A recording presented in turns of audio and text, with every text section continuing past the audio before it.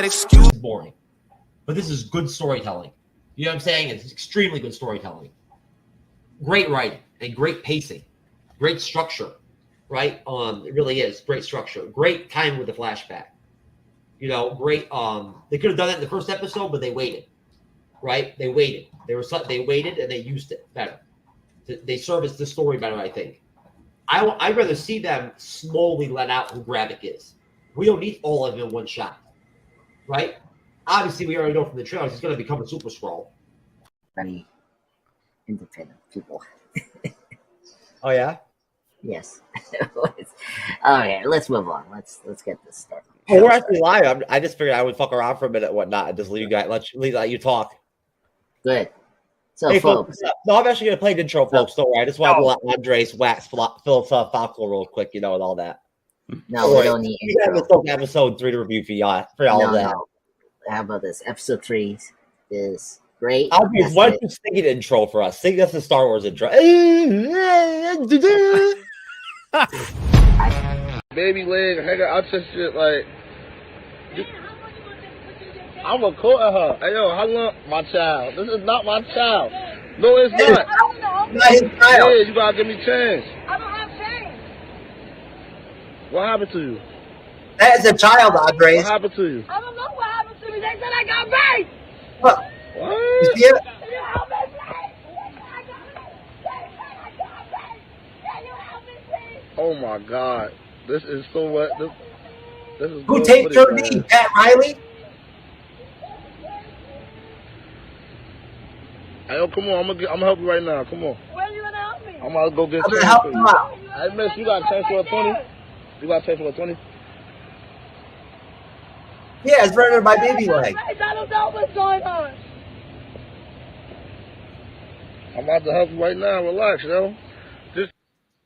I'm telling you, sir, I'm still mystified by how that chick manages to secure that baby leg like that and run around. Seriously, they should have had her on the Captain America Winter Soldier team and whatnot, production and whatnot, everything, right? For her costume design. Seriously, they should have put her on Shogun. Anyways, folks, good evening to all of those catching us live tonight on Monday evening, 4/8/24, right? Thanks to all of you who catch us, the non-live stream version of this video. And we are, of course, the MCU'S Bleeding Edge Report, right? The only Monday titled show of our 3 shows a week on the MCU'S Bleeding Edge YouTube channel podcast, hosted by myself, the creator and co-host of the MCU'S Bleeding Edge, Jeff S, aka TrueKnowledge, with my special guest co-host, Andres, the pop culture guy. And we are here to go ahead and start you right off with an S-Man 97 episode 3 first review of just me and Andre's review of an S-Man 97 episode, right? Before we get into the ones who live and our final thoughts on the finale episode and the series and the budget and everything, and our Supergirl news and everything, and whatever other crazy shit that ends up on the menu for discussion. In the meantime, please consider, of course, liking, following, subscribing, all that good stuff. Turn on notifications on our YouTube channel so that you're aware when we're live. Because maybe you're not into X-Men 97 or the ones who live, you might be into Shogun, right? Or one of our movie reviews or Fallout that we're about to start covering. And, I'm going to have to beg Andres to come on Saturday to do the first episode with us. We get out my knees and beg. So Andres, the pop culture guy, how are you, sir? Are you happy to be back on the MCU'S Bleeding Edge Report, sir? Yes. First off, it's great that we got more X-Men 97 to talk, which is great. Especially for this episode, because my boy, Mr. Sinister, has arrived. So it's really great to talk about that, I'm so happy that... I am drinking Nutcracker, bitch. I'm getting nut-cracked up in this motherfucker. You ready? Okay, whatever that means. I mean, you should save that for Christmas. I think that'd be kind of funny, It's like, better the Christmas season is like, Nutcracker. This is some wino shit. This is like some of the shit they sell at the gas station that's all high alcohol content and shit. It's like 8% alcohol. Oh, I see. Yeah. Kind of like those big drinks I drink, those red Wickens. Those Reds Wicked I drinks. They're 8% alcohol too. Okay. Like malt liquor, high alcohol. You know what I mean? Okay, You that know? makes sense. Anyways, folks, Andre's a pop culture guy, and I did Captain America Winter Soldier last night. That's why I mentioned that earlier. But Andre, sir, X-Men 97 so far through episode 3. I know we've both watched ahead of episode 3. But pretty solid, huh? Yeah, so far, I mean, it's been pretty good. I mean, I've been enjoying the show. It's been really fun. It's been great. The consistent of the writing and the characters has been Good awesome. writing. Yeah, so everything has been top notch. I mean, and first off, like this show is just off the walls. Like it just gives you everything that you like about the X-Men universe, which is great. And I'm very excited to talk about this episode, you know, because I mean, if you don't know, the X-Men lore, you know, it's gonna be a little like a lot, but you know, thank goodness this episode kind of just jam-packed everything that you sort of know of, like Cyclops and Jean Grey and the whole like Nathan / Cable situation, and then Sinister, the whole character of him, and it's so fantastic. They nailed that so well. It's so good. I'm really excited to talk about it in detail, which is good. But that's where I'm at. I'm just curious what's your Great. I think it's the best thing Marvel Studios has done in a while, and it's basically like came at the right time to kind of save Marvel Studios' ass a little bit, you know. Yeah. I don't know. Like for a general audience standpoint, they've really, just like Jacob said the other show, they've really threw a lot of like major comic book storylines just in like 3 episodes, right? Like, even though they are carrying some of them out over like the whole Storm losing her powers thing, they're carrying that out for multiple episodes, right? Just like in the original animated. But still, though, the Madeline Pryor thing they did really quick, right? Like, Cable going to the future and all that, whatnot. They did all that in like 2 episodes. That's crazy, man. Like they're really like they're jamming right through like these massive like X-Men comic storylines, right? But a mass audience standpoint, unless you read the comics or you watched the animated show or you know about the X-Men, then like you have no fucking idea really what's going on. There's a lot. They've thrown a lot at you so far. Yeah, I mean, that's the thing. Like, that's actually a good point. I mean, it's quite unfair, because I know these stuffs. It's not like a big deal. Could you deal. imagine being like a general audience person with no knowledge of the X-Men at all, going in and trying to watch X-Men 97 from episode 1? Like I would understand if a person like that wouldn't find episode 2 as profound as we did, right? Like, because they wouldn't get it. Yeah. Like why it was a good episode, right? Yeah. I mean, it was well done in general. You know what I'm saying? I'm just saying, like, it makes a big difference when you know the source material. Yeah, well, that's the thing. It's tough for me because, like, if you see the live action films, like, you kind of get some of it, like the Magneto thing is very easy to understand. I think then, like, this episode, because, like, this one is, like, very like, horror kind of twisty kind of episode. Like, you got clones. Then you got the time travel aspect. Is like, what is going on here? But then that's the great thing about the show, the fact that they are very confident and they are showing up.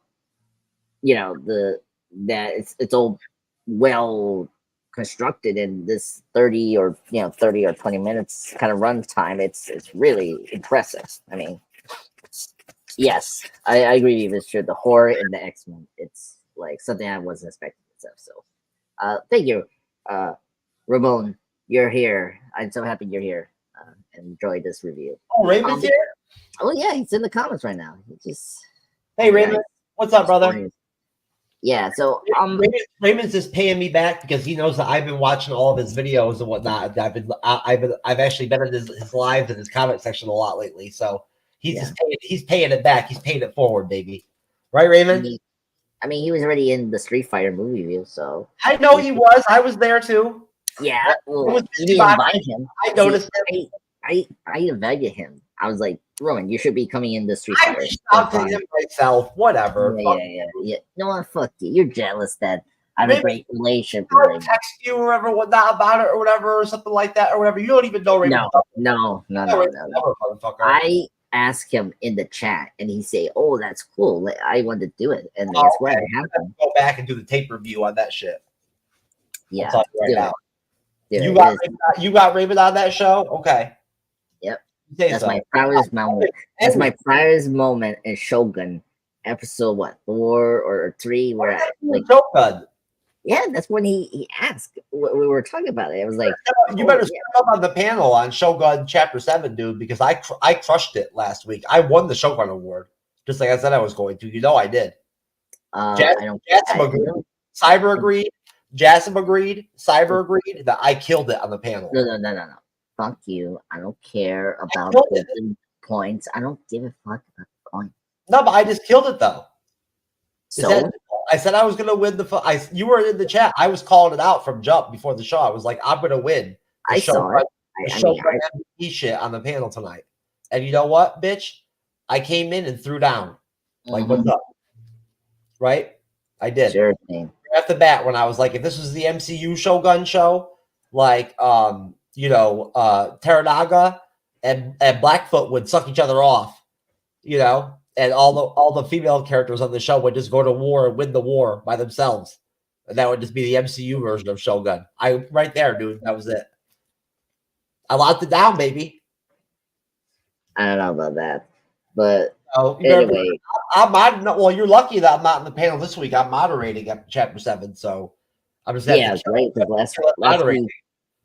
Last week was Shogun, right? For Cyber, right? Yep, I'm moderating this week, so I'm gonna have to kick. Cyber did a good job moderating. I'm gonna have to fucking raise my game on my moderation level and moderate the fuck out of that. We're have a big panel again. Imran's coming back on. Jasmine's coming back on. Jasmine did a great job. He did good. Yeah. He had some good points. Yeah. Rob was good. Yeah, Rob was good too. Your buddy Serin's coming back. Oh, Serin. Oh, okay. Yeah. And Kevin Blair, your buddy's Kevin Blair coming back on. They couldn't hold back and they didn't want to get back on. They're coming back. Kevin Blair. Yeah, you're making a big deal of it, and I'm like, okay, that's our other guest. I know. I'm just saying we're gonna have a big panel. Yeah, so we already have a big panel already. Like Street Fighter was a big panel, and then last week was a much bigger panel in episode 7. Episode 6. Shogun Chapter 6, folks. Our review was probably our best Shogun review out of all of them. It was really good. We had a really good review. Good episode. But so X-Men 97, right? Really solid so far. I think the majority. I mean, the numbers have been really good. The viewership or whatever whatnot on Disney Plus has been really solid. People seem really excited by it, and all the episodes I've seen so far have been really good. And I watched all the way up to past episode 4. So basically, go ahead. Yeah, I've seen episode 4 so far. Good. Nothing has been a problem, so it's been really fun, which is good. Because I'm very curious how the storyline with Mr. Sinister is going to be, and that's the thing that I'm very excited about. And that's the thing that yes, we're driving past these comic book storylines, but we don't know, we're going to see Prior back. We don't know if she will come back. Oh no, she will be back. Yeah, so to defeat Mr. Sinister because of what happened with the baby and all that. Why are you going ahead of the episode already? Wait till I want you to let me start the episode, and then we'll get to that point. Excuse me, I'm your host. I am Mr. Sinister's son, so I'm able to do it. And I'm the Time Lord. Okay? I'm Mr. Sinister's son? Okay. Yeah. Anyway. I'm trying to talk to David over here. Yeah, you're trying to multitask here, sir. I'm doing the review here. Anyway, the episode starts off, basically coming off episode 2 where a second Jean Grey shows up at the door, right, and collapses, Mm-hmm. And so in the beginning of episode 3, Madeline Pryor tries to scan her brain, right? What we don't know yet is Madeline Pryor, We haven't figured it out yet, but we know it, right? And y'all watch the episode, so y'all know it. That was Madeline Pryor. She scans Jean's brain, which how does she even has like the telekinesis, the telepathic abilities and all that and whatnot? I don't really even understand, because I guess that's kind of part of like her powers that she got from Sinister or whatever. But either way, she scans Jean's brain and sees all these shared memories they have and shit and whatnot together and all that, right? And like sees Jean leave Sinister's lab, right? Like get crawl out of a test tube and find her way to the mansion. And basically you know, from there, Beast uses gamma rays to isolate the hemoglobin properties of both the genetic markers of the two genes. And at that point, of course, you know, that came, you know, gamma radiation that has to do with like Bruce Banner and the Hulk. At that point, he's able to go ahead and determine and figure out right off the bat that the gene that showed up and collapsed the door and shit and whatnot is real Jean Grey by age, right? And by DNA. That the Madeline Pryor gene is too young to be Jean Grey, right? They've already been showing the old pictures of them as like the original X-Men team, right? And all that shit and whatnot, you know, like, so right there, everything gets kind of awkward. Like Cyclops gets all froze up with Jean. He don't know what to say to her or do, you know, like, man, you know, even says like, she's a clone, right? You know? Yeah. And it's pretty cold. Like, you know, Madeline Pryor stalks off with like baby Nathan and shit and whatnot, right? And essentially, you know, we, through the baby monitor in the room, we hear Sinister come in, which is really cool, right? Like, it was really dope. Yeah. Early 90s. It was like a 90s baby monitor, right? Like all loud and shit and whatnot, and like big. And Sinister's voice was great. And same actor, I think, right? I'm not sure. Let me look. Let me check. And so basically, at that point, Beast is also able to determine the signature on the cloning, remember whatnot, right, or whatever, right? And he figures out it's Mr. Sinister.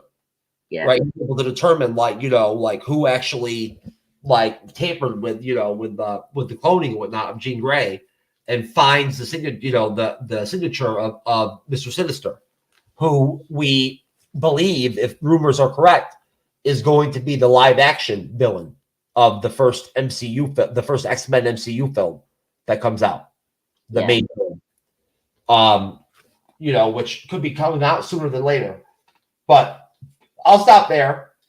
Yeah. And before we get into the whole, you know, the Goblin Queen, you know, taking over the mansion and all that shit. What are your thoughts, Andres, on that chapter, that passage of the episode? And I left some stuff out. There's some good morph, stuff, you know, like morph. Morph's great in the show, man. I love morph. Yeah, I mean, first off, hold on. I got some morph. Oh my God. Let's call this mystery gal in the bed Jean Doe. All in favor? Every moment is a new and shocking. In hundreds. Then he started cutting up mutants, stealing our DNA to enhance himself, prolong his life. He can even take away their will. I should know. I do not want to fight you, comrade. I want you to fight for me.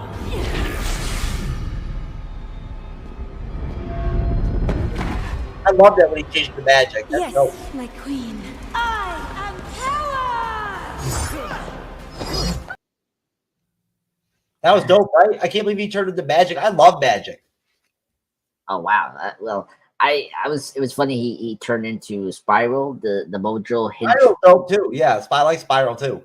Yeah, it's very funny. But my favorite part was him changing to the morph, like, was it obsessed version when he was being controlled by Mr. Sinister during season 2. You mean the non-binary morph before he became non-binary? Yeah, or something like that. You know, the little creepy eyes he has. Yes, I know. Yeah. But yeah, I mean, by the way, I don't know if people know about that. Like that was his actual appearance in the comic books because they didn't. I don't know. Yeah. The whole like, I mean, you don't know about the whole thing with Morph being non-binary in the show. We don't need to get into it, but he is in the show. They said that he's non-binary, and that he has no in the comic books, he's not. No, they're saying in the show that they made the character into being non-binary, like which is not even a real thing. You can't be non-binary. It's not scientifically real. Like you can't be male and female at the same time, right? Like it doesn't work that way. You either have to be male or female. Well, gender is binary. Yeah, I mean, I don't want to get into it too far, but I mean, like non-binary is not real, so I don't really care for it, to tell you the truth. Okay, well, I mean, the thing is, he was never non-binary in the comics. Well, and not even the original show. Let's be honest here. Like, I'm very surprised. And male in his form. Yeah. Well, I think the reason they're doing that because it's a very interesting direction with shapeshifters. You have to remember that it's woke messaging. The only reason you would add that non-binary shit and whatnot into the show and whatnot, everything is if you're trying to score political points and shit with like the alphabet crowd, the LGBT alphabet people. Well, again, I don't like talking about it, but I don't think that's really. I don't really see that in this show. They're doing that because no, they're not either. Just with him, that's it. Just with the non-binary. And it's no big deal. I don't mind them changing him into where he has the white looking face and all that shit. Even though in the comics he had like a regular human face, right? Yeah, it was weird. Like it's just weird because by making him non-binary, they're basically making it seem as if he's like both male and female, and that's just not real. Morph is not like male and female. Yeah, I mean, the reason that Wolverine and Morph are good friends and whatnot, everything is because they're both guys. You know what I'm saying?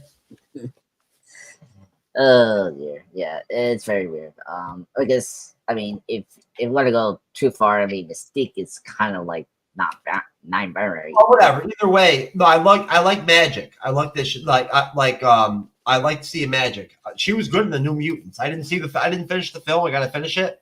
But what I saw of her, she was probably like the best part of the movie. Intriguing. Anyways, so what were your thoughts on that first chapter, that first part of the episode? Okay, so I mean, very soap opera, which I like. You know, the opening is kind of like, oh my god, this is another Jean. You know, and like we all knew it was going to be the clone of Jean Grey. If you didn't know about the comic books, or like if you just know in general soap opera gimmick, you know, the soap opera formula of the shows, like you know, it has to be either a clone or some twin sister that we didn't know about. Like the fact that they made such a big deal was so funny. You know, that's like typical X-Men 90s. It's a good way to put Sinister into the show. Yeah. Well, let me get to that. You know, I like the way they built up to Mr. Sinister. So I really like the reveal, you know, of Mr. Sinister and in a way that's like really dark and creepy, which is great. I really like the voice actress that does Jean Grey. She's the new actress. They didn't bring back the original. I know. And I really like politician in Canada. The chick that voiced the original Jean Grey. She's a Canadian politician now. Yeah, well, she's still acting too. I don't know, like she's in shows that I recognize. Is she? Oh yeah, she's in. I think she used to be a politician. I don't think she still is, but at one point she ran for like Parliament, whatever the fuck it is over there in Canada, was like a or whatever.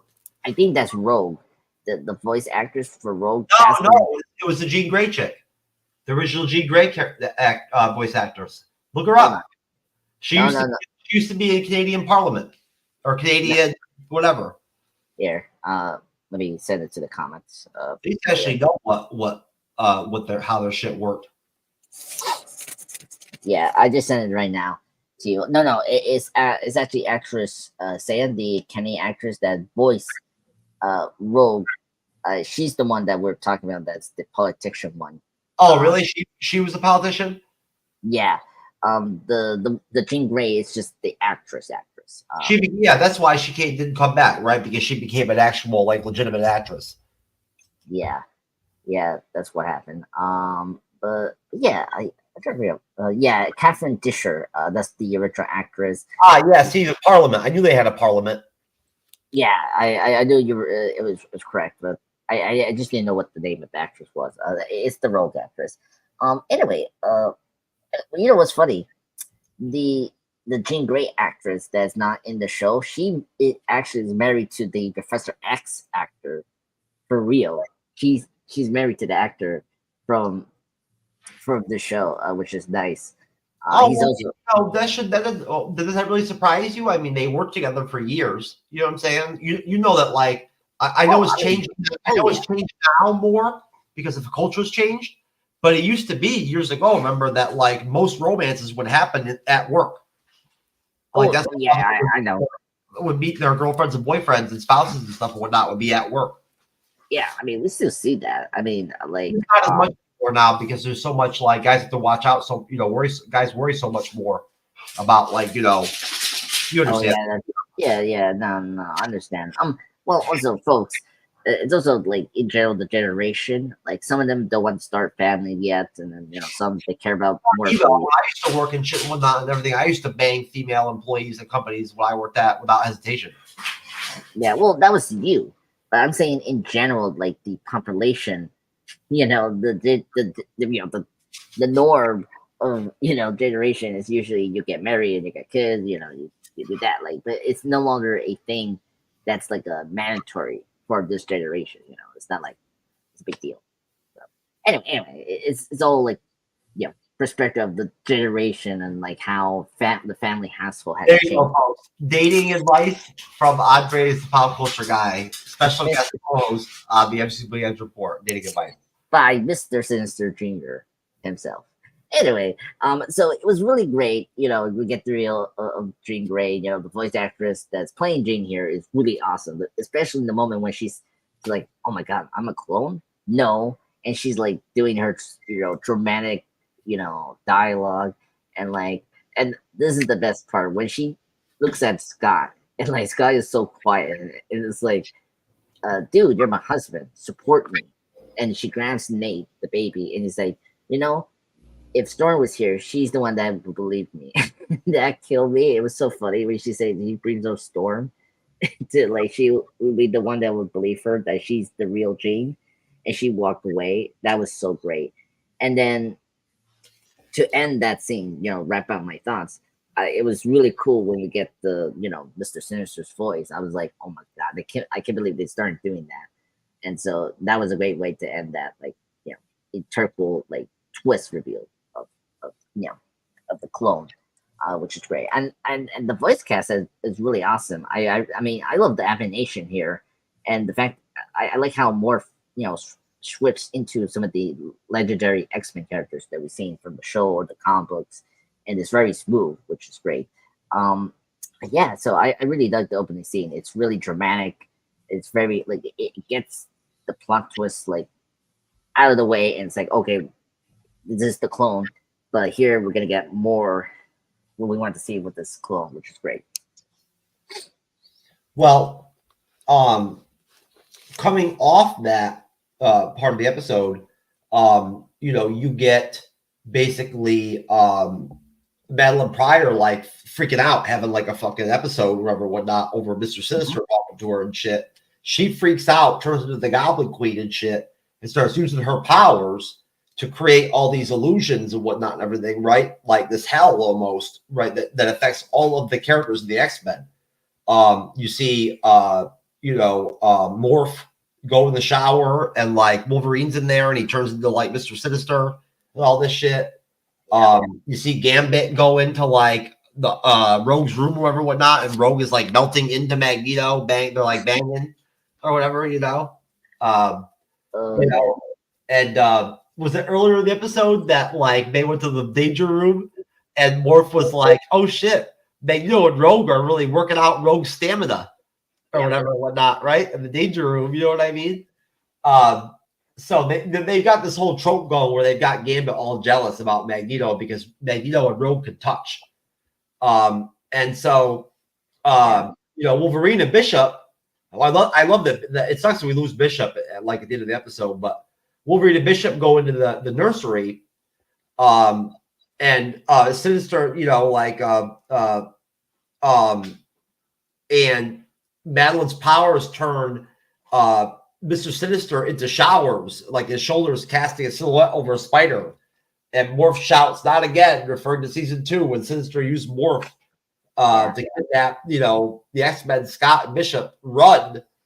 And everything is going crazy at this point.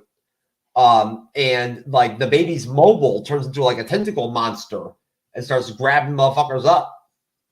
And the teddy bear turns into like a monster. Sort of looks like Mojo World a little bit, whatnot, some of what goes down. But essentially, coming off that, Madeline takes baby Nathan and takes off, right? And bounces, right? Doesn't she? Yes. Yeah, I thought. Yeah, because remember, she's controlled by Mr. Sinister. Yeah, she has to go back. He's got like one of those jewels in her head and shit like that and whatnot, where he can control her mind and all that shit, control her actions, right? So she takes off with baby Nathan, which is what Sinister wants ultimately. But they know where to go to find Sinister because Morph knows, right? Yeah. Because he was over there hanging out with Sinister before, after like he got iced in episode 1 of the original X-Men animated series. Yeah. So basically, when we get there, Sinister plops fucking Nathan into this tank of like green liquid and shit and whatnot, which I thought was fucking crazy. I'm like, what is that shit? You know what I'm saying? Like, seriously? And basically what they decided to do with this is they decided to remove Apocalypse as being the person that gave Nathan Summers the technovirus. And they decided to make Mr. Sinister that character, right? And they changed it up. So they changed a lot of aspects of like Cable's backstory and of Madeline Pryor's story and all that kind of stuff. But what ends up happening basically is that Magneto, puts together a strike team to go and like, take on Sinister, right? And save the baby and all that shit. And I'll stop there before they go do that and get your thoughts on it. Yeah. Oh, I mean, first off, let me get into the combo expert. I really like that change. I think it was a really appropriate change because, I mean, we're really focusing on the Scott and Jean relationship, and what's the thing that everyone knows about Mr. Sinister? He's obsessed of these two, people to create the perfect mutant. Yep. So I really dug that they changed that to from Apocalypse to Mr. Sinister. So it makes sense, and I'm very excited to see that because then it'd be kind of cool. Right? Isn't Jean an Omega level mutant? Yes, she is. I mean, they didn't know that yet at this point, but Sinister does. Yeah, well, Sinister knows. So that's we need to do a character bio on Sinister, like next time or whatever, whatnot. We need to pull up some slide shots of him and whatnot, everything, and do a comic book bio on it. Yeah, I'll definitely put that together. That'd be very nice to kind of discuss that. Yeah. So, in the chat, when we're talking to Raymond, our good boy, Blues and Chill, about the horror aspect of this episode, and first, very well done. Shut the fuck up, man. You're fucking up the show. Yeah, Dodger. What the hell? I thought we were friends. Goddamn dogs. Oh my god, Dodger. Anyway, all right. Anyway, the horror aspect was totally unexpected. I was so shocked that they went with that. It was so great. I mean, the animation of the body horror was great. If you're a big fan of body horror like myself, who loves the Cronenberg films and all that, it was really neat, and they did it so well. The Rogue and Magneto theme was so creepy, and it was so messed up for Gambit to see that. It was funny.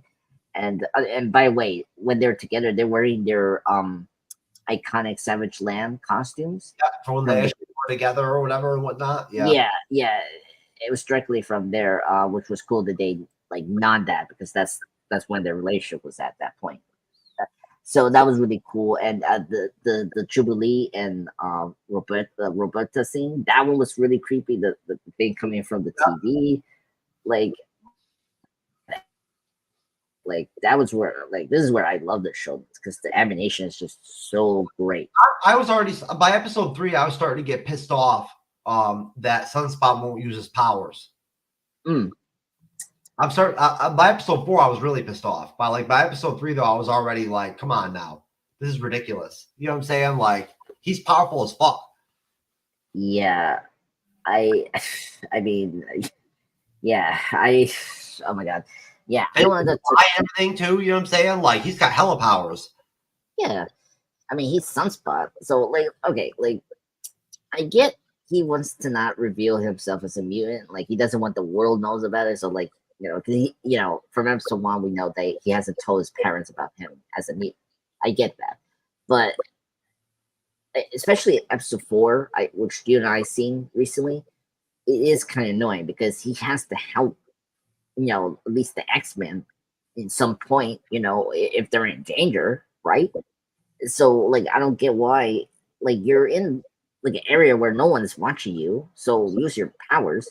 Like, he was in the mansion in this episode, so, like, why you didn't want to use your powers? It's like, it's just like me. I mean, I've never told my parents that I do threesomes and shit like that and whatnot, from time to time, right? Yeah. I keep that to myself. Yeah, exactly. So anyway, not like that, but yeah, I mean, everyone knows the point. Like, if you have a secret, it's very easy to keep secret. I mean, I don't know why we're both there. It's like overthinking about the secret of being. I'm just ready for him to start using his fucking powers. It's almost like Ahsoka again with what's his name not using the fucking lightsaber in that one fight. Oh yeah, that shit was pathetic. That was ridiculous. Who was it? Who gives a fuck? I forget his fucking name. When you stop reviewing the shows, you forget the characters' names. Well, let me put his name up because it's gonna bug me. It's gonna drive you crazy, huh? Yeah, because his name was very easy to say. It's not my tongue. Yeah, it's not dumb. Ezra, that's what his name. Ezra Miller. Yeah. Ezra refused to use a lightsaber.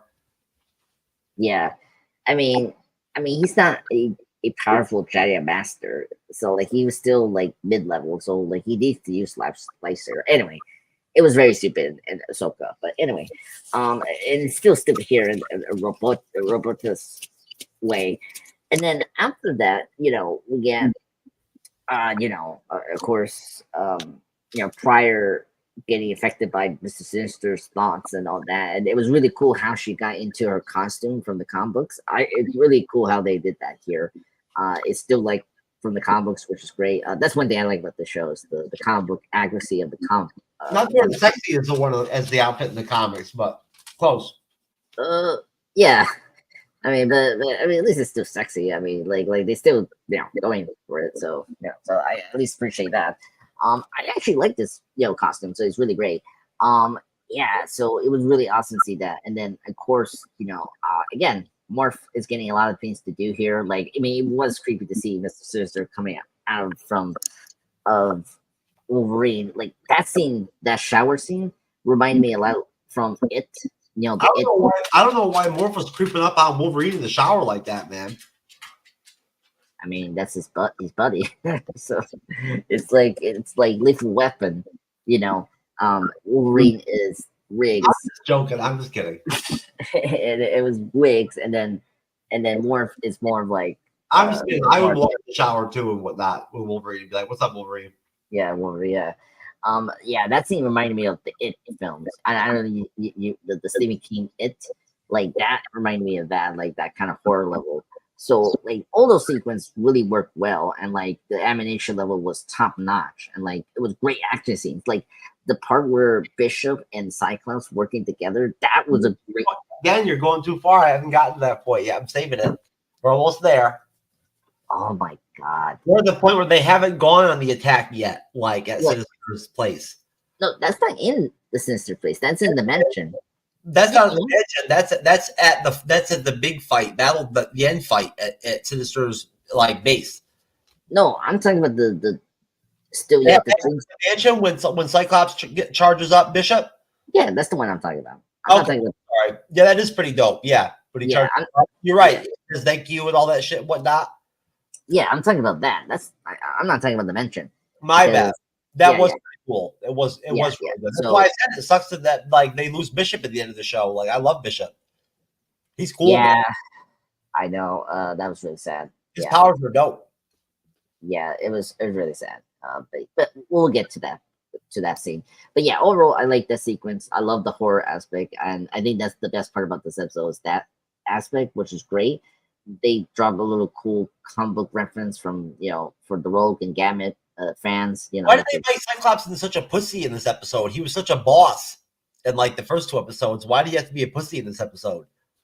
I mean, he's conflicted, dude. I mean, the fact that he's finding out that his gene is real and the gene he's with is fake, so he's going through emotions, sir. So I can like at least here I can understand why he's like a little down. Where in the live action films he was acting like a pussy bear, and so I don't think this show has gone that far because Cyclops.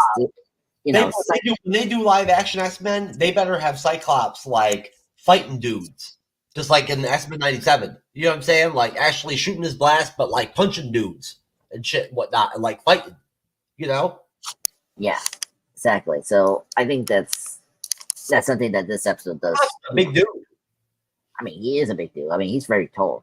He's like 6 foot, I think. That's why Henry Cavill would actually be a good fit for him because he's actually like a similar size. If he was to just like maybe debuff a little bit, right? Like he's a perfect height and size and build for Cyclops.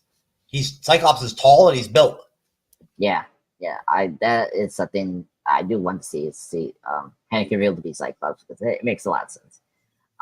What's your thoughts on the sequence of the horror stuff and all that? I think it's really good.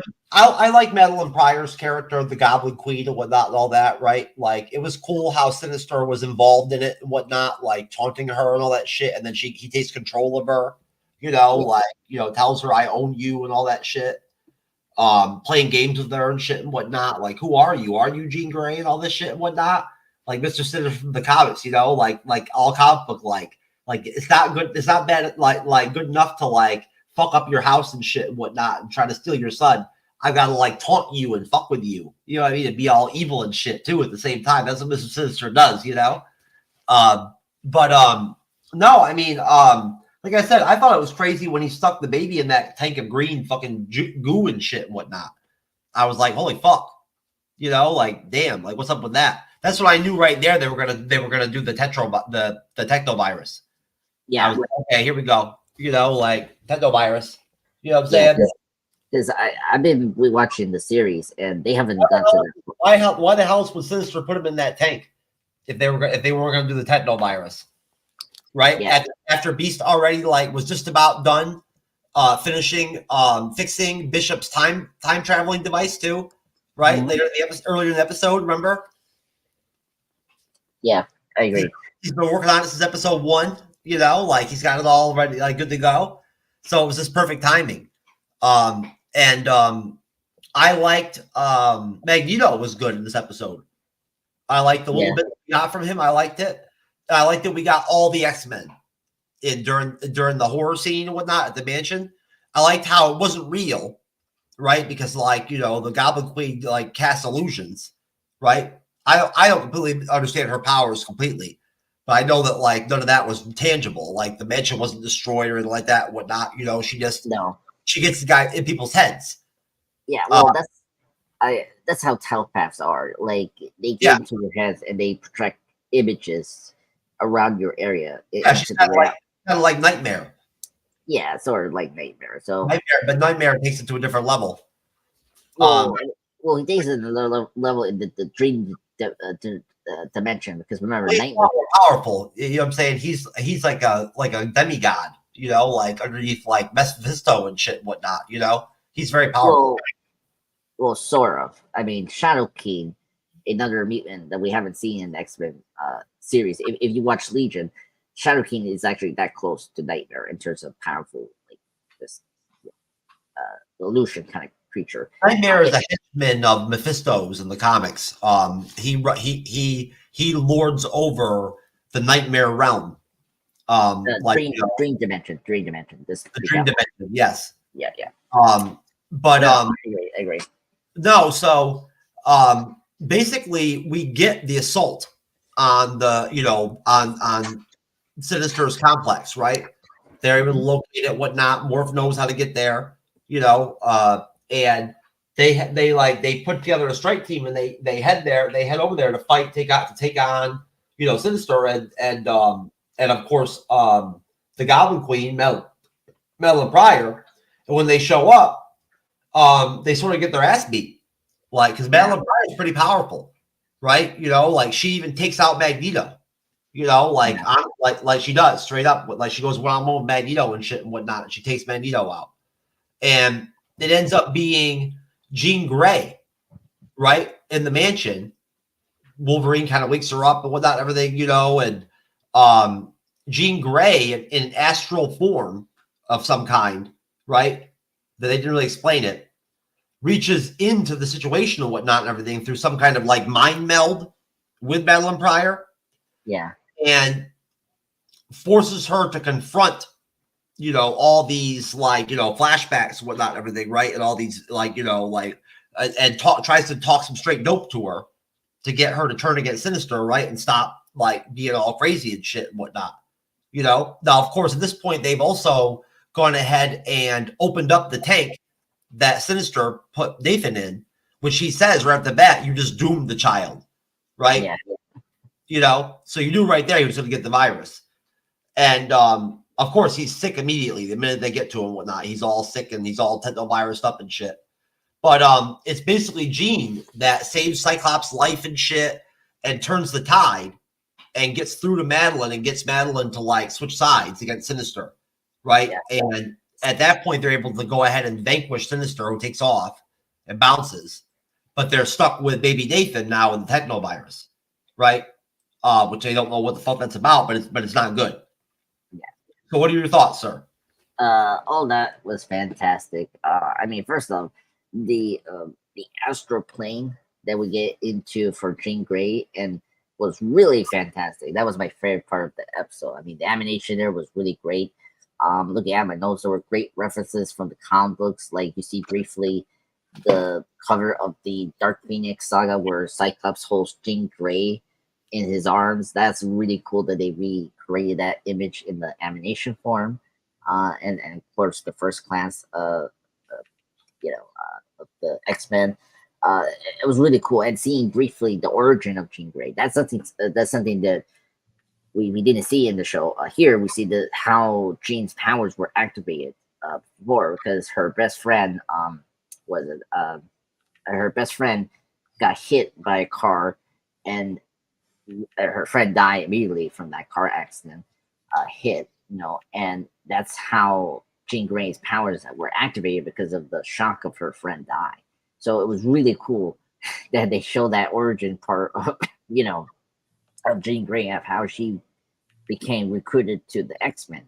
And plus, I love the little detail of her teddy bear. Her teddy bear she was holding was a Cyclops, and it's kind of funny that later on she's going to be marrying a person named Cyclops, which was funny.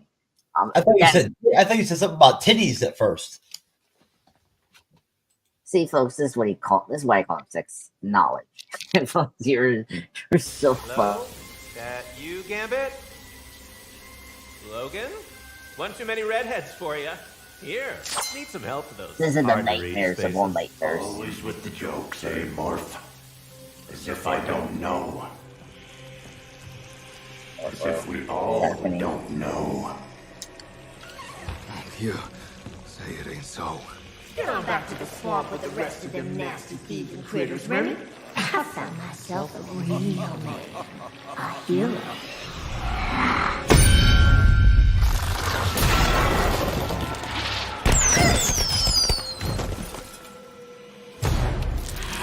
Liar! Monster! No, not you.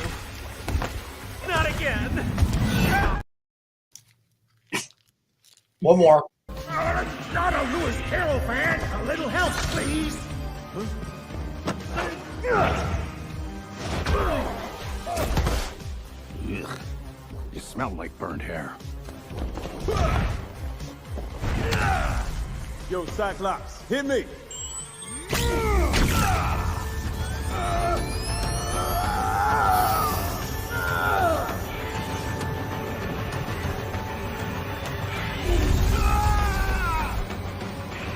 Time for an exorcism, punks!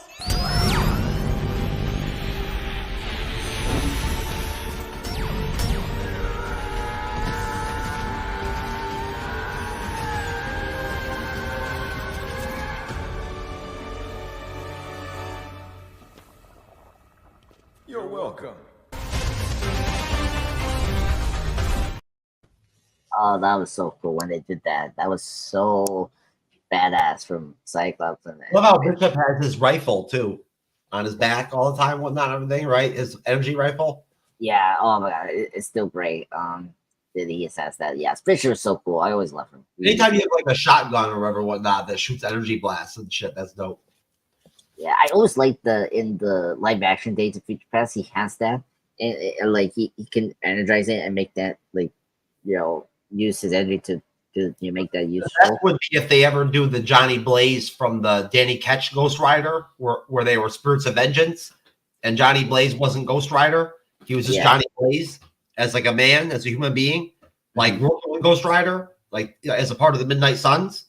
The original Midnight Suns, Johnny Blaze was a part of the team, but not as Ghost Rider. He was just a friend of the Ghost Rider. Wait, and he had the shotgun that shot Hellfire. Oh, okay. Similar to what Bishop has. Okay. But his shot Hellfire. Oh, okay. Yeah. I didn't know. From the Hell Dimension, yeah. Like that's what his and he rode a motorcycle and shit and whatnot, just like Ghost Rider and shit. And the wheels would like go on fire and all that shit. But he was just like a guy though. He was just old Johnny Blaze that didn't do Ghost Rider anymore. Yeah. I mean the video game also did that. If you play the game, they did a little bit of that. Yeah, his shotgun was dope with the fucking with the Hellfire blast and shit and whatnot. Yeah, they did that with the live action film a little bit, like in the Nicolas Cage one, the first one. Yeah, I remember. Yeah, they did sort of that shotgun where like it was like he was like on Ghost Rider and like he pulled shot the thing. I don't think we'll ever get that version of Johnny Blaze. No, like that. I don't think they'll ever do Daniel Ketch Ghost Rider, even though that was the most popular Ghost Rider, right? In terms of like sales of the comics and all that, and like his popularity as a character in the 90s, like during the comic boom, was during the Daniel Ketch run. That was when he was really popular, Ghost Rider. That's when he really broke out. Yeah, when he was Johnny Blaze, even though they started out in the comics with him in the 60s, he never really caught on. He was just a side character. You know what I mean? I mean, back then, he became a main character. Yeah, I mean, you have to remember the 90s, they were allowed to do more like horror and a lot of that they were just printing comics left and right because it was the comic book boom. Yeah, exactly. So, but no, I think that you've heard the rumors that like when they do Ghost Rider in the MCU, it's going to be Johnny Blaze. They want Johnny Blaze for whatever reason. I think they like the name Johnny Blaze. I'm surprised we're talking about Johnny Blaze now in the X-Men review, but just coming off of Bishop's shotgun, bitch. I mean, I guess so. I mean, yeah, that is kind of weird that you're telling me that the Daniel Ketch character is the most popular. He is in terms of like the comic, like during the comic, right. He was popular. You think they're more Ghost Rider during that whole deal where like his Daniel Ketch was like an orphan, right? And then it turned out that like his family, like he had like something like in his family and whatnot was connected to Ghost Rider and all that shit and whatnot, all that crap, right? They had like the caretaker character that was like the Undertaker guy or whatever, whatnot, like it was really interesting. The whole life. I read Ghost Rider back then. So I was really tuned into it. It was deep. Yeah. Okay. It went into the character than they ever had before. That's what I mean. Like the 90s, you were able to do more. It got to the point where like literally there was another Ghost Rider that wasn't even Ghost Rider that had like his own comic. Yeah, that's true. I mean, here's the thing. Like they can like absorb the Daddy character into the Johnny Blaze. Like that's the thing I want to remind people that there's times where no, they can do that. I don't care what they call him, as long as they give us a Ghost Rider. I don't care what his backstory is or any of that kind of stuff or whatever. I don't care. I just want a Ghost Rider. Yeah, well, and a well done Ghost Rider. You know what I'm saying? Yeah, I don't want to get into it. No, but let's get back to X-Men 97 episode 3. Yeah, X-Men episode 3, because I don't know why we were talking about Final Battle. Yeah, Final Battle. Yeah. Let me give it a rating here, because we don't lose track. You gonna do your rating? Little closing thoughts? I mean, I will say I'm very sad we're gonna lose Bishop. I thought he was a great addition to the. Well, Well, let me finish what happens with the episode. You finish what happens with the episode. Then, if we're gonna go ahead and do ratings, then you go ahead and wrap up how the episode wraps up and whatnot, with Madeline taking off and Bishop taking Nathan and all that shit. Yeah, I mean, all that made a lot of sense. I mean, it was kind of sad to see, Pryor losing the kid. Cyclops, not wanting to let go of the kid. Yeah, it was very emotional. I know. Yeah, very emotional, and I really dug that, and I think that made me really like this version of Cyclops, and you can understand why, because he felt abandoned. Oh yeah, his father, Corsair or whatever, whatnot, and all that, was never around when he was a kid. No, in the show, yeah, if you've seen the show, yeah, it's really tough for Cyclops, and so he's with the Shi'ar Empire or whatever, whatnot, Corsair. He's like a pirate, like a space pirate. Yeah, he's a space pirate. He was trying to defeat the Star Jammers. The brother that was Xavier's love interest brother, and he was trying to stop that that whole thing working. Because he was after the Dark Phoenix, the cosmic Dark Phoenix force, and luckily the X-Men stopped that. I thought he got along with the Shi'ar. Yeah. I'm blanking some of the stuff here, because I seen the episode where we meet the father. Actually. No, but when you see Madeline leave, and there is a good scene with her and Jean. Oh yeah, no, I like that scene. It's really great. And I like how she named herself Madeline, which was a really great part. I liked how they differentiate them with the wardrobe. Like you see her hair down, and then where Jane has her up, just like in the show, with the costume. So that was really neat. And they brought back Forge with Storm. Yeah, that one I was surprised that we did that, but it was great. Because I think Forge and her are a couple in the comic books, and they are. Yeah, and so that was really good that they said in the comic book run where Storm loses her powers. That's when her and Forge get together. Yes, if you know the stuff, yeah, it's coming along, which is great. That's her first real love interest in the comics is Forge. Before Black Panther, there was Forge. Oh, really? Okay. Yeah. I never I like the Black Panther and Storm relationship. I never experienced the Forge and Storm relationship. I'm very curious. It happened to the Uncanny X-Men because they became lovers right when she lost her powers. I forget the name of that run of the comics or whatever, whatnot, but it was during that run she lost her powers. That's when she meets Forge, and that's when he was leading X Factor, right? And that's when they fall in love, and then they're together, off and on, through the Uncanny X-Men, and then into the 90s when they created the X-Men self-titled comic with the Blue Team that the animated show is based off of, and Forge was on the Gold Team with Storm. Yeah, that I know. He was one of the members of the Gold Team. They had a weird roster. It was like Bishop, Forge, Storm, right? Iceman. It was strange. And then the Blue Team had all the good characters, like Gambit, Jubilee, Rogue, and who else? Nightcrawler was in it, maybe. Nightcrawler wasn't a part of the. He was with the X-Men then. Oh yeah, because he left at that point, I think. Yeah. No, you're thinking of way before that time though. When Nightcrawler, that was in the 80s when Nightcrawler was with the X-Men. Well, yeah. Actually, people have to understand the Uncanny X-Men is where Claremont and John Byrne were set up the X-Men team that we know from Colossus, Storm, Nightcrawler, and Wolverine. That's the team that I remember.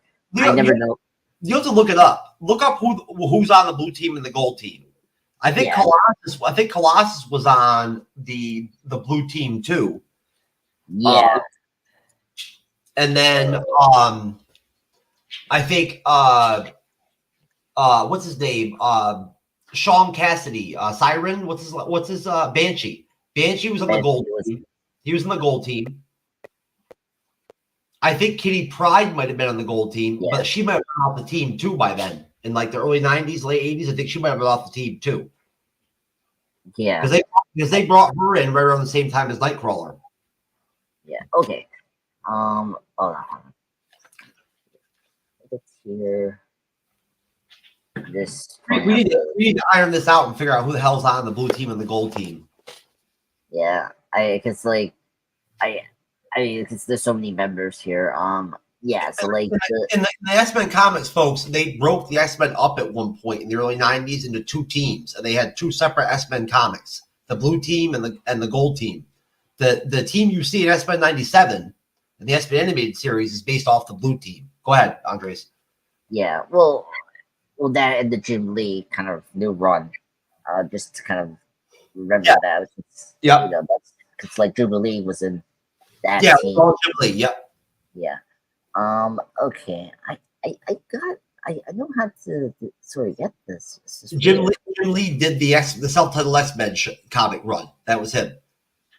Yeah. Yeah. So like the blue team was consistent of Cyclops, Beast, Cyclops. Yeah, Psylocke was in the blue team, and Wolverine and Rogue and Gambit and Jubilee. And then the gold team was with Storm, Colossus, and Jean Grey, Iceman. Colossus. Oh, and they had Jean Grey split up, and she was on the gold team. Okay. Yeah, and then I think I saw Archangel and Bishop were in. Oh, Archangel was nice too. He was on the gold team. And Bishop. That's nice. I forgot about Archangel. He was nice. Yeah, I mean, I love Archangel. He's great. I love his design. I think he was in the X-Men animated, wasn't he? Wasn't he in like season 4 or 5 or something? No, he was in the beginning. Like he's in his first season, and then he pops up here and there. You know, because he's the one that is Archangel though, or is he the Angel? In first season he's Angel, but then he does become Archangel, and like throughout the series of the 90s, he's still Archangel. It makes sense they would have. I forgot Jean was on the gold team because Cyclops also has telepathic abilities too. Yeah, she has that telekinetic sword that she can stick into motherfuckers to read their minds and shit and all that, right? Yeah, I mean, and form into like a physical weapon as well. Yeah, so that she would have been like that character for the blue team, right? While Jean would serve that role on the gold team. Yeah, exactly. But yeah, so that's like the team that we usually focus on the night show, which is great. Yeah, so I mean, let me get into my rating. I'll give this a 10 out of 10. I love this episode mainly because of Mr. Sinister. I think this is like a great way to introduce that character, which I love.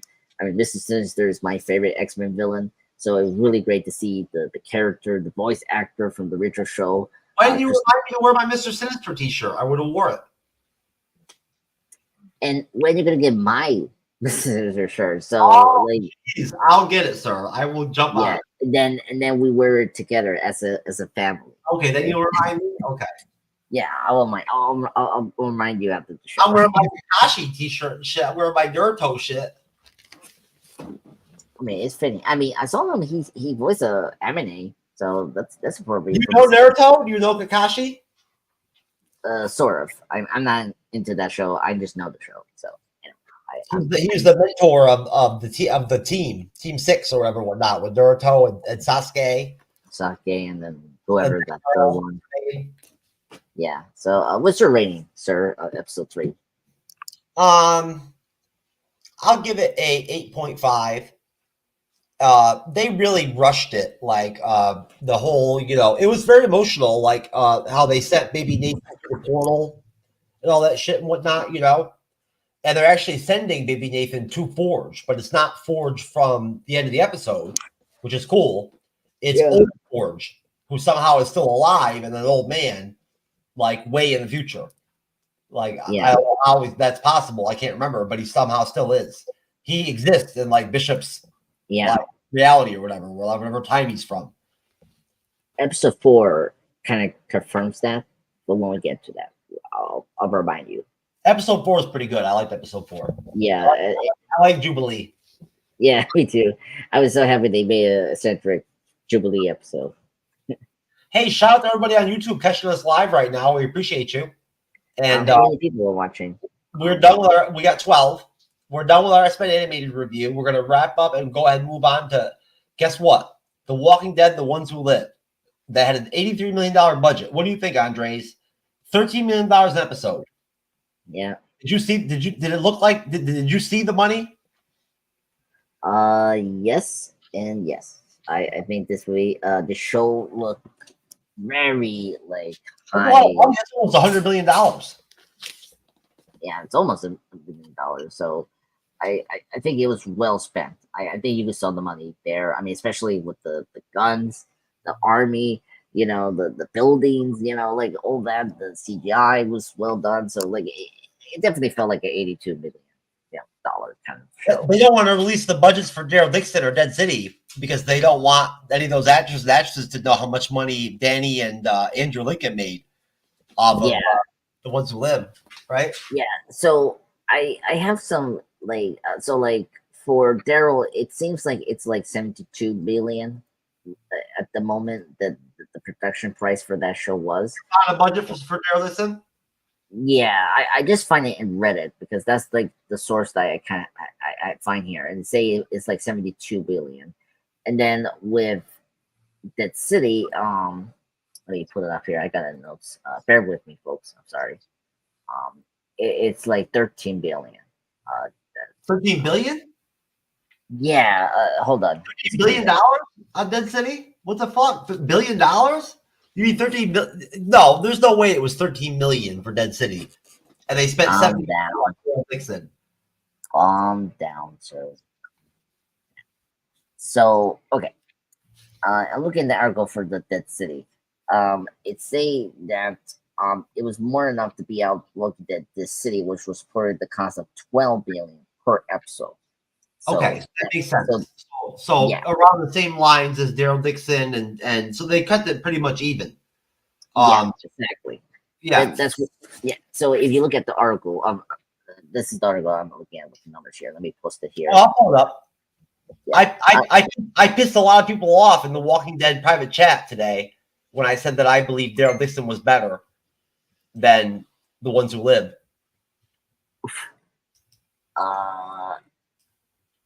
That's kind of tough for me. It's like I'm still in the, as far as season versus season. Yeah, I mean first seasons. I mean, if we have to say like first season, I think Daryl is the better season. That's what I'm saying. Daryl's a better show out of the Ones Who Live in Daryl. Daryl's the better series. Yeah, but this is second. But you know those people in the private chat, the Walking Dead chats are going to flip out over that shit. We'll see. I mean, they don't want to hear all that. Yes, because you're provoking them. You know, you're trying. I am. You know, saying that this is the best. You know, which I mean, not the best. Daryl Dixon is, I think, is a better series overall than this first season is than the first season of Ones Who Live. And I said, you guys aren't going to like this, but I rated the finale of The Ones Who Live 7 out of 10 because I think it had a lot of holes. The finale did. But I did say that also, though, that I thought that the secondary characters were not as well arced across the series like Daryl Dixon was. But Jadis was a standout. That actor had great chemistry with Andrew Lincoln. Yeah, I agree. Great, right? Yeah, it was great. I liked the main villain that we had. You know, for the time, it was really good. But I didn't feel they did a good job with him in the finale, Beal. I didn't like his arc. Same thing with Pearl. See, I have a problem with Pearl. I mean, that was the one character I had a major problem. I mean, because like they could have gone either way to make her an ally for Rick or a main villain for Rick. And if they had continued the story, like it could have been a long term for the character, maybe. But again, you know, it seemed like it was a one and done thing. So like I feel like they didn't have enough time to develop Pearl into a character that was interesting, but just felt rushed. That's my thing. But yeah, I kind of agree. I mean, the thing is, we still have our secondary characters from Daryl. Like that's the problem with the show for me. With Once to Live is this: we're not gonna get a second season, so it's quite unfair to like compare it to Daryl. This the fact that show is gonna continue on. I told you that actress that plays Jadis is great. Did you see her little blurb here? Yeah, I need to read it. But looks so far good. It was always going to be Rick's story with Jadis and Michonne. Certainly, I knew it would be Jadis and Rick. And then, of course, I figured you've got to have Michonne in there. And because that hadn't happened in World Beyond, I knew that we'd still have this coming.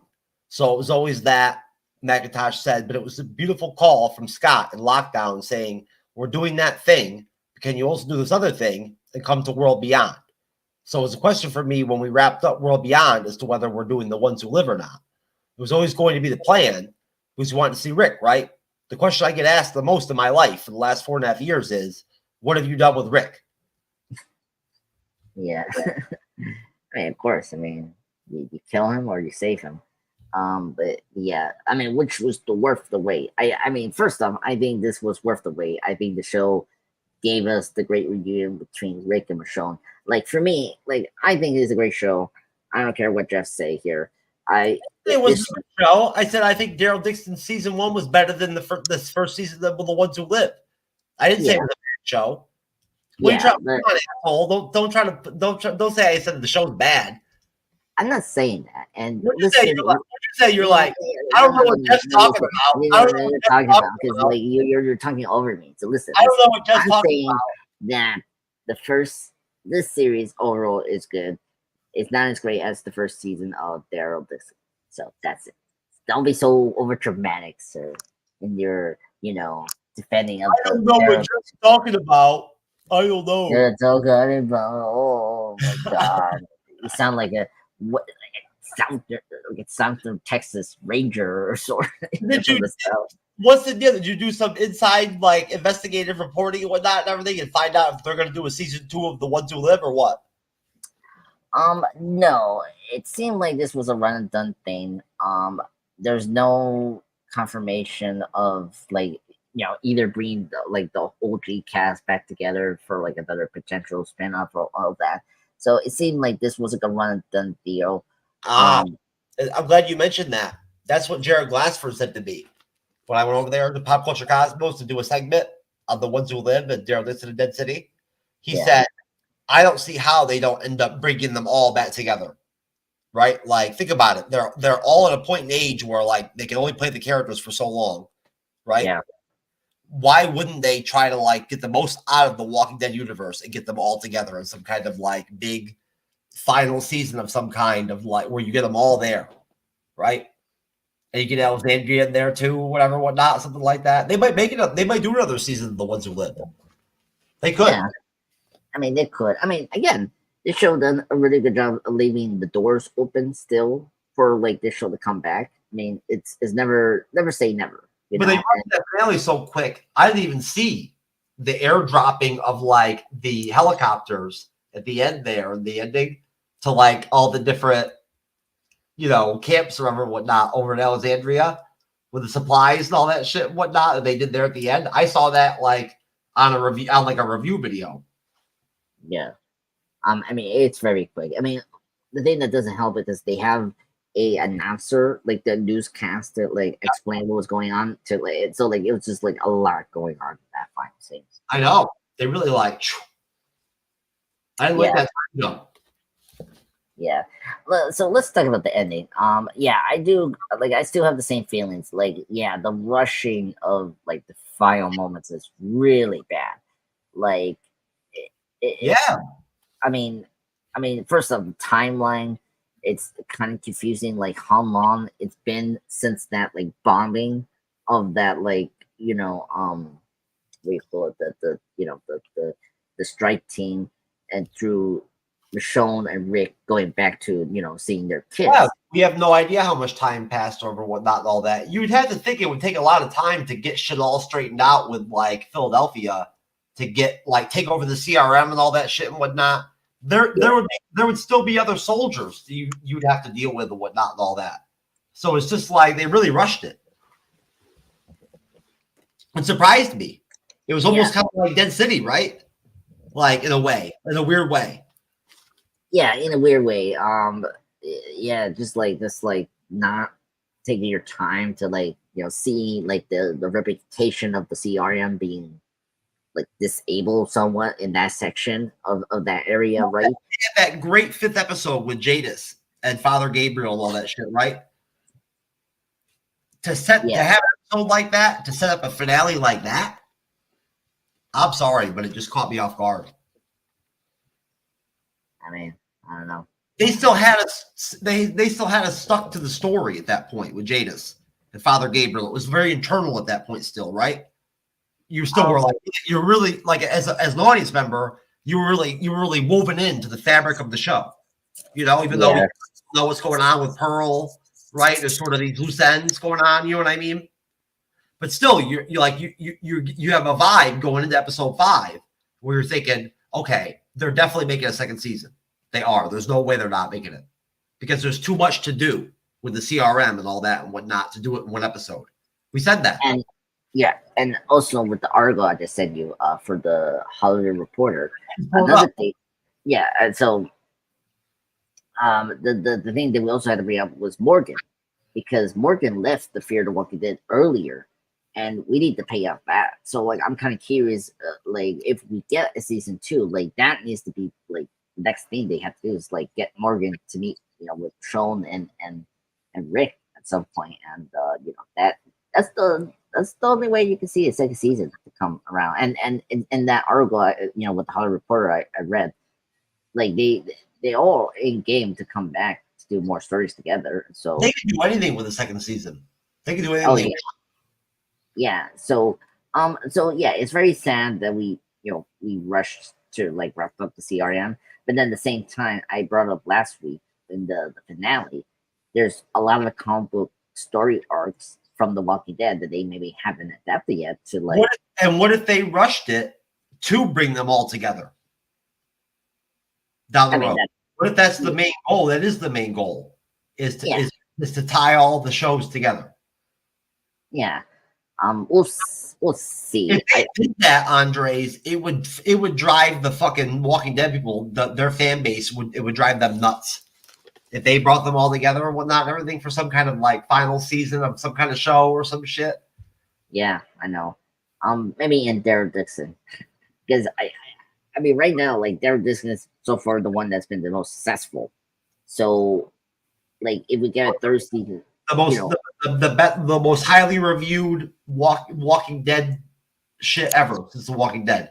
Yeah, exactly. So, if they are going to do that, it makes sense to do it in Daryl Dixon. We're going to do it with Carol next season, which is great.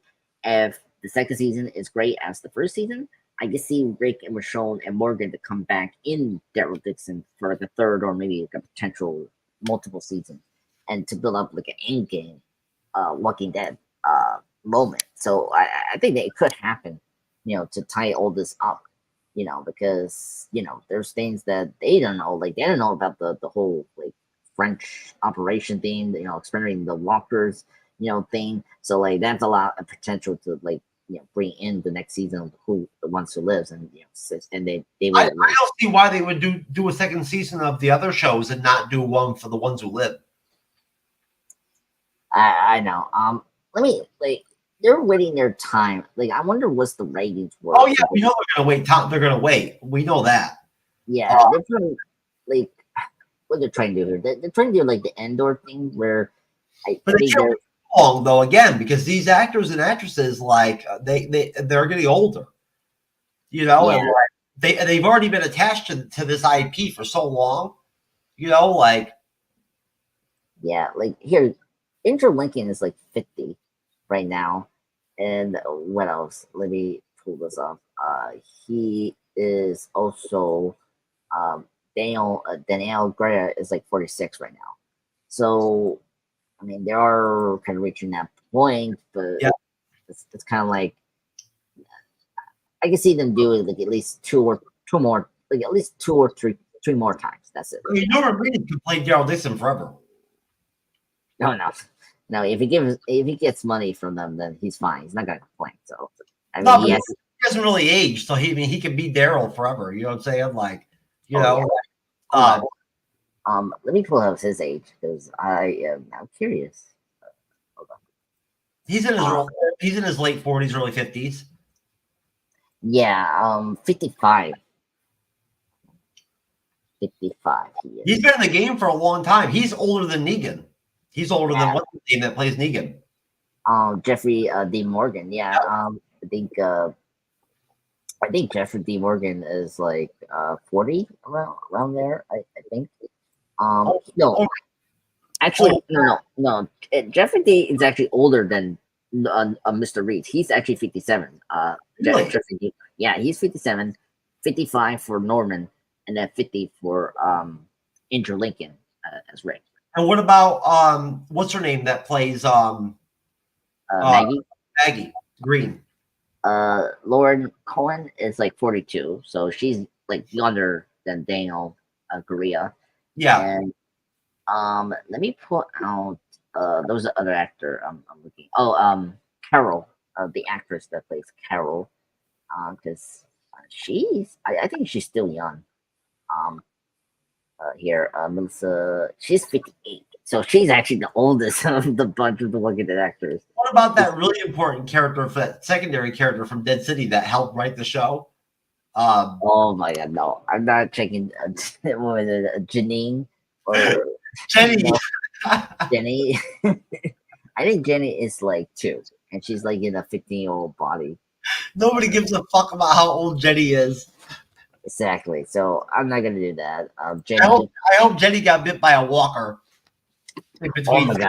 Two. See, next season, if they ever do a Dead City, if we get Dead City season 2 in the They're making it right now. Yeah. But we don't know when they're coming out. At the end of the year, whatever. If they are gonna do it, right, they have to kill Jenny to make me very happy because that's the only way out. Yeah. Really kill her. Like I want to watch her die. Exactly.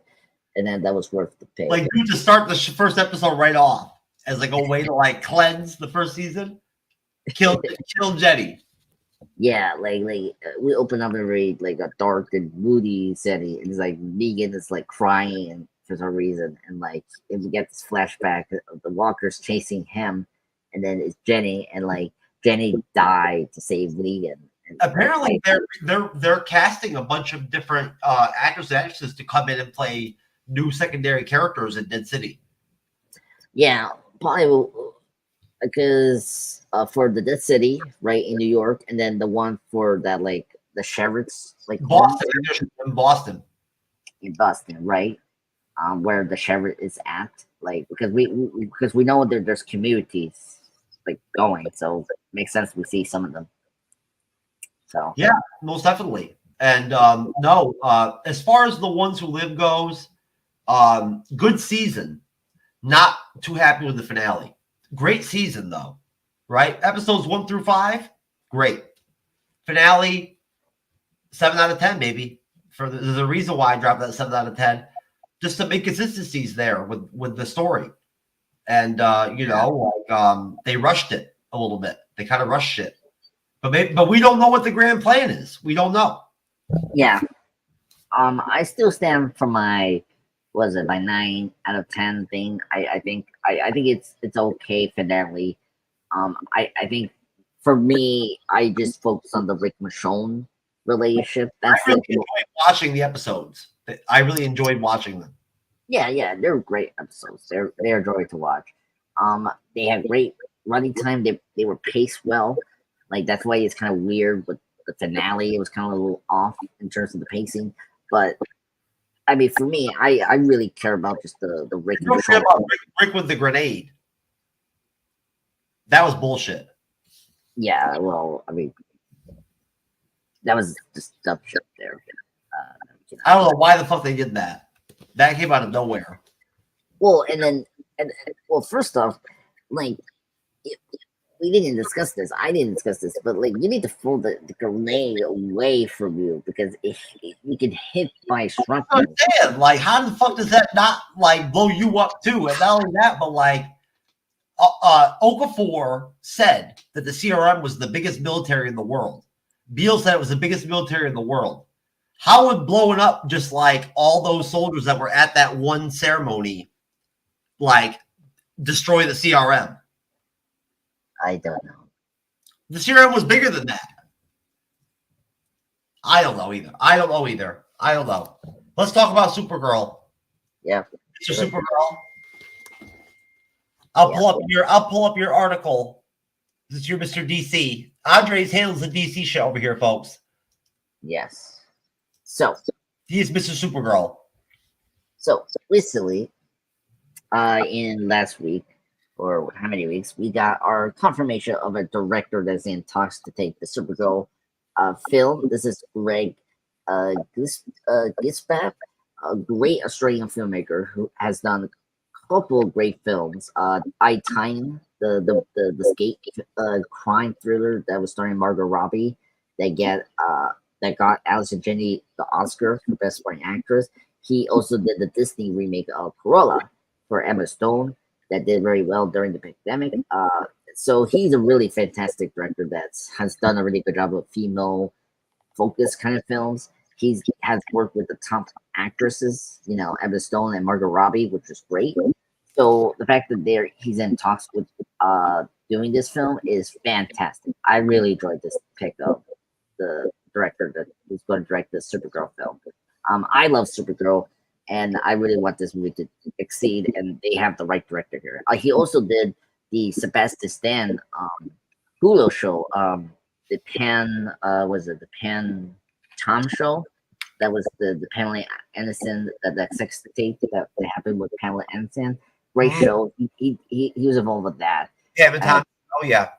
Yeah, so he's a really great pick for that. Yeah, Pan and Tommy. That was the show I was talking about. He was interviewed and asked if he would ever be interested in doing like anything with DC and anything superhero related, and he said that he would only want to do something that was like dark. Yeah, like the Joker or the Penguin. And if you saw that interview, I heard that, and that was a really great answer. I wonder, right? Like, you know, what is Gunn doing with this Supergirl Woman of Tomorrow film? Like, how dark is he going to go with it? Not that he brought Glepsy in and was able to attract him to even want to direct the film, right? Yeah, I mean, I think I think it makes a lot of sense if you know Supergirl as a character. She's a very different type of character than Superman. Superman is the light. Supergirl is kind of dark if you read her comic books. Like, she does go to dark places, and especially the Woman of Tomorrow. I actually have the comic book, Jeff, the graphic novel that this movie is based on. Really great read, and that is very dark and like very like how do you say it, like Conan the Barbarian rated R type of kind of story. So I can see why they he was probably intrigued about this story with Supergirl and this. So I think this is a great pick. I think this is a really potential great superhero, a female superhero film. I think he's very much that like character driven film. I think this is going to be the best character driven DC film since like Wonder Woman / the Joker film, since the Batman in 2022. So yeah, I'm just very excited for this director to be in talks and get this job, because it's just very important to get this film to be right, you know, in general, the DC stuff going in the right direction, you know. No, I agree 100%. Yeah, so that's really great. Nothing else. I think this is a good pick. I think Gunn is it's actually, you know, speaking of the schedule, it does seem like this movie gonna be like ready to be shoot in maybe next year. And I saw another article that it could release after the Superman film. It could release in 2027. It could make sense. The fact that this project is kind of getting accelerated so fast in terms of production. You know, we got the actress now soon we'll probably get this director, and then soon we'll probably get a supporting cast for the Supergirl film. So that makes sense. Most definitely. So, yeah. I know there were other news that we could have talked about. I mean, 2 weeks ago there was a lot of trailers we could have talked about. There was like the New England trailer that happened, which we'll maybe talk later on. But yeah, but this was the big news that I saw. Like, we need to talk about this. DC news. Of course, sir. We need to cut that. We need to cover DC news. We do. Yeah, I know the Penguin trailer came out, but it wasn't like it was like it didn't show like any exciting footage. I mean, which I was kind of surprised they didn't show the Penguin with his hat and his umbrella, which we saw it leaks. So it was kind of weird. But anyway, I'm very excited for this year. Like, I'm so excited we get the Penguin show coming soon. I'm so excited to get the Joker tomorrow. Actually, before we hang out, tomorrow, watch out for the Joker 2 trailer coming out. I heard that it's coming out probably tomorrow. So I'm I'm very excited to see that trailer, and because that's the only DC film we're going to get this year, just like Deadpool 3 for Marvel. So yeah, the Batman 2, the Batman 2, they pushed off the release date on it. Yeah, the update for that, folks, that's going to be in 2026. They're gonna do back to back. Isn't that crazy? I'm excited. I know, but that's a long time in between movies.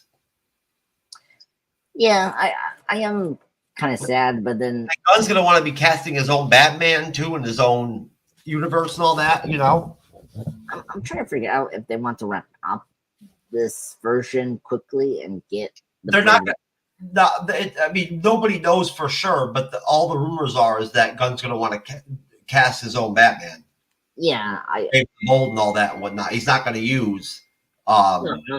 I'm not saying he's not using Mark Pants. I'm just saying they want to rapidly wrap up the trilogy of the Bat Reeves and move on to the Brave World to find a new actor. I don't think it's going to be a trilogy.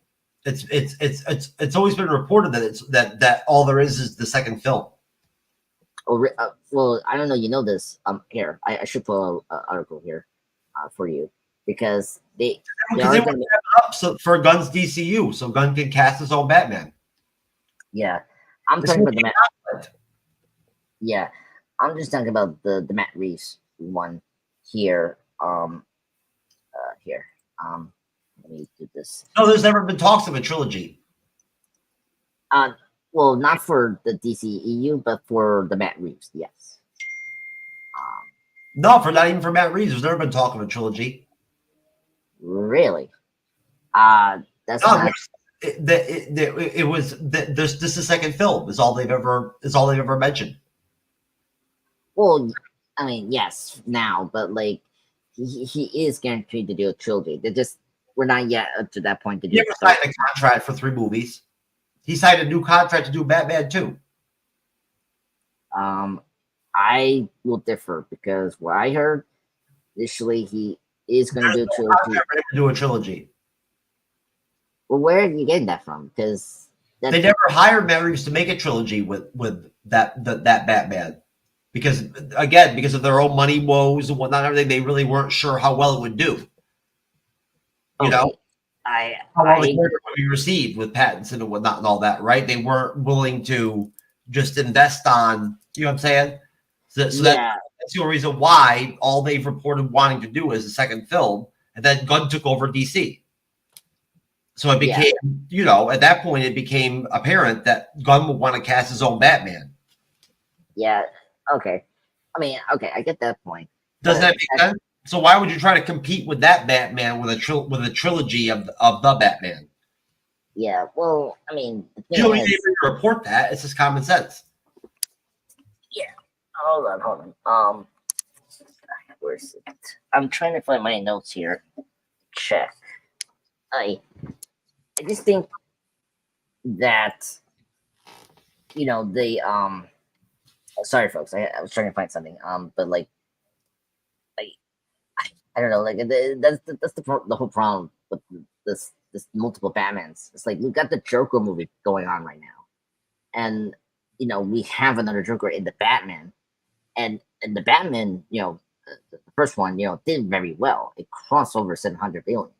So it's kind of the tough position for Warner Brothers that they have to continue with this franchise, that version for 3 films, So I mean, and also, people understand that, the DC, this new Batman for the universe is going to be different from the Robert Pattinson one. So I'm going to say it's going to happen. What I heard initially, it's going to be they're going to shoot back to back of the Robert Pattinson Batman films now for 2026 and 2027. I'm trying to find an article from the Batman.com that I saw that they kind of explained this in detail, what they heard. And so, but that's all that. But we need to get everything confirmed. Like, that's the thing. It's like, all this is like old rumors and all that. It is. But yeah, I agree with you, Jeff. I mean, it is kind of weird. You don't want to overstep, the new Batman we're going to get. You don't want to have 3 Batmans.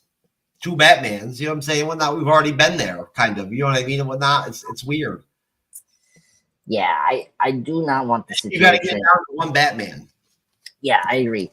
I do not want the situation with Ben Affleck where he didn't get his solo film. That was a huge problem with the DCEU, is that they never got their Batman to have their solo film. So I don't really want that situation for James Gunn. So, but we'll see. What else? Was in other news besides that? I'm trying to figure out any Marvel news. It's been very quiet. No, let's get out of here and call it a night. We got other shows to do this week. We got Shogun. Yeah, which I'm going to be in. Just remember, folks, I'm not going to be in Fridays, the City Slickers 2. So I'm going to be in the Shogun episode 7 review. So that's really it. So yeah. That's it, sir? Yeah, that's it. So I think we can get out of here. If you say so, sir. Yes. I'm busy testing. Anyways, folks, we love you out there. God bless you. MCU'S Bleeding Edge Report, Espen Episode 3, The Ones Who Live, Supergirl, The Woman of Tomorrow. We out. Peace.